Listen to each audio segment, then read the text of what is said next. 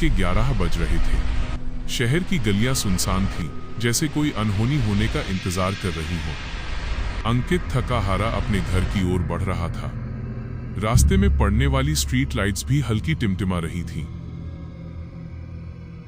जैसे ही वो अपने दरवाजे पर पहुंचा, उसने लापरवाही में अपने जूते वहीं दहलीज के बाहर उतार दिए और घर के अंदर चला गया। उसे नहीं पता था कि उसने मौत को अपने दरवाजे पर न्योता दे दिया है।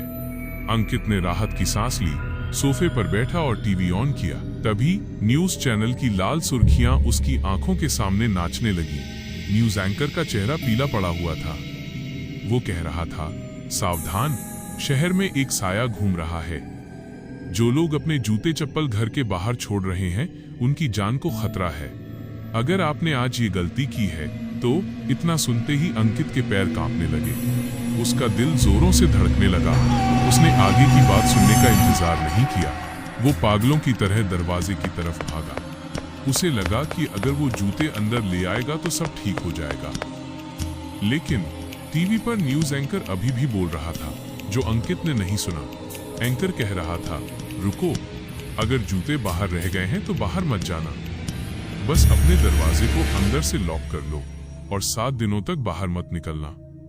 अगर तुम जूते उठाने बाहर गए तो वो तुम्हें नहीं छोड़ेगा। अंकित ने दरवाजा खोल दिया था। बाहर का तापमान अचानक गिर चुका था। अंकित बाहर खड़ा होकर अपने जूते ढूंढने लगा, पर वहां कुछ नहीं था। न जूते, न कोई इंसान। बस एक अजीब सी महक थी, जैसे कुछ सड़ रहा हो। तभी उसे महसूस हुआ कि उसके पीछे कोई खड़ा है। उसने मुड़कर देखा, पर वहां अंधेरे के सिवा कुछ नहीं था। उसे एक फुसफुसाहट सुनाई दी, जैसे कोई उसका नाम पुकार रहा हो। एकदम खामोशी के बाद अचानक अंकित का शरीर किसी गुब्बारे की तरह हवा में ऊपर उठने लगा। वो चीखना चाहता था, पर उसकी आवाज गले में ही घुट गई। हवा में ही उसके हाथ पैर अजीब तरह से मुड़ने लगे। एक जोरदार कड़क की आवाज आई और पल भर में अंकित के शरीर के टुकड़े जमीन पर बिखर गए। सन्नाटा फिर से छा गया। अगली सुबह उसके दरवाजे पर कोई जूते नहीं